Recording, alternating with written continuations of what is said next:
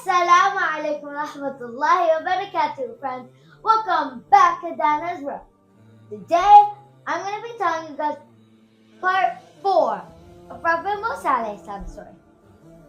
What does it take to bring down a tyrant?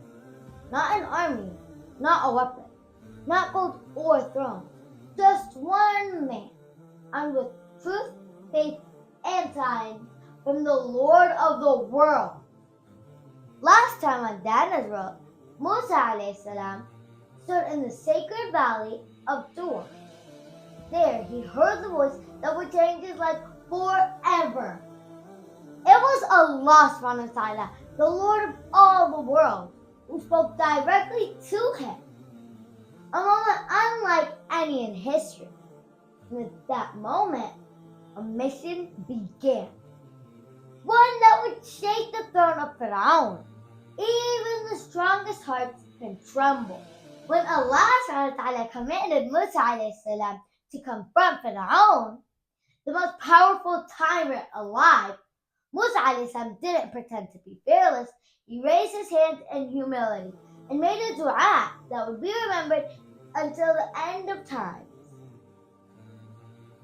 My Lord, open my chest, ease my task, and untie the knot from my tongue so they may understand what I say. This was not just a prayer, it was surrender, a moment of truth between a man and his creator. But Prophet Musa alayhi salam didn't stop there. He made another heartful request. He asked Allah subhanahu wa ta'ala to send with him his brother Harun alayhi salam, a man he trusted, whose speech was more fluent and whose presence brought strength. And Allah subhanahu wa ta'ala, the most merciful, accepted his request.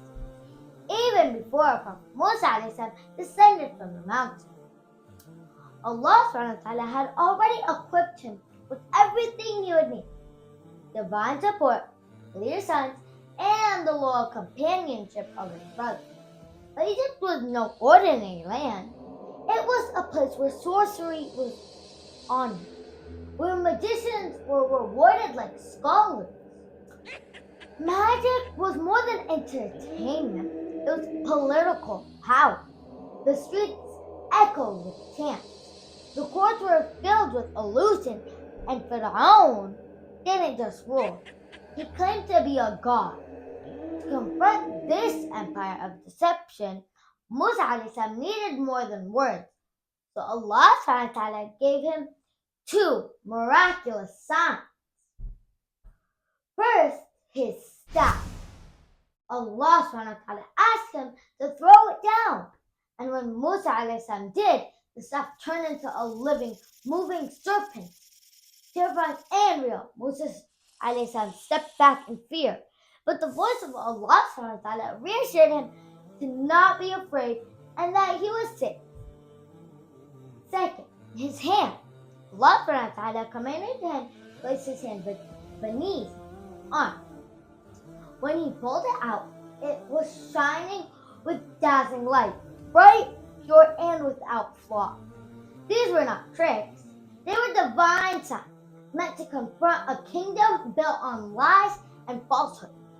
Musa alayhi salam descended from the mountain and returned to his family. Then he continued his journey to meet Harun alayhi salam.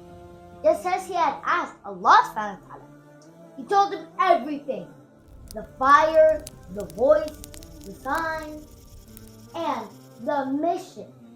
Together, the 2 brothers began the long road back to Egypt. But this time, Musa alayhi salam was not a fugitive, he was a messenger. Musa alayhi salam returned to the land he once fled, not in fear, but with purpose. Together with Harun alayhi salam, they entered the palace of Firawn.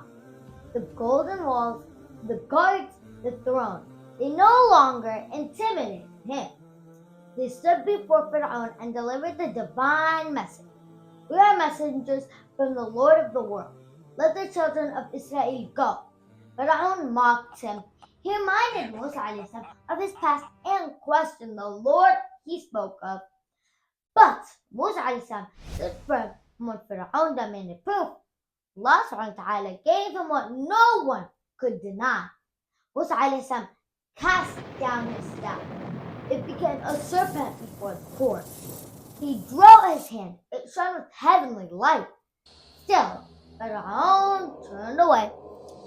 So, he summoned his elite magicians, and a public challenge was arranged. Crowds gathered. A grand spectacle was planned. The magicians passed the rope and staffs, and the illusion of serpents filled the field. But when Musa alayhi salam threw down his staff, it devoured their lives in an instant. The magicians, masters of illusion, knew the truth. They fell into truth and said, "We believe in the Lord of Musa and Harun." Firʿawn was furious. He threatened them with death and torture. But their faith was already sealed. And thus, the first cracks appeared in Firዖwn's empire. Still, Firዖwn refused. So Allah subhanahu wa ta'ala began to send one sign after another. Blood. The Nile turned red. Water became undrinkable. Frogs, they flooded every home, every room, every corner. Lice, tiny creatures overwhelmed them. Locusts, the crops were devoured. Fields turned to dust. Disease, illness spread across kingdoms.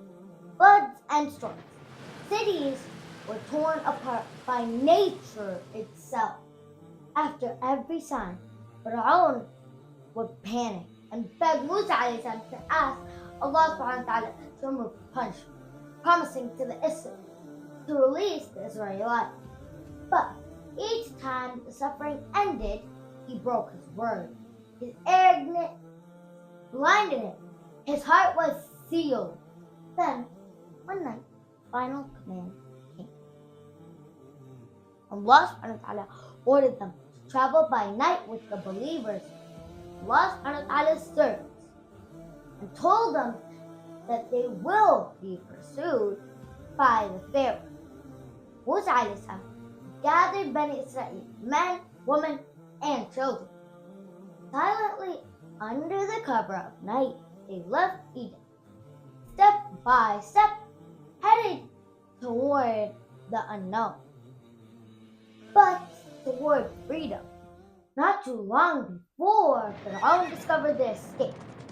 Enraged, he summoned his army, his horses, his chariots, and with fire in his heart, he chased them.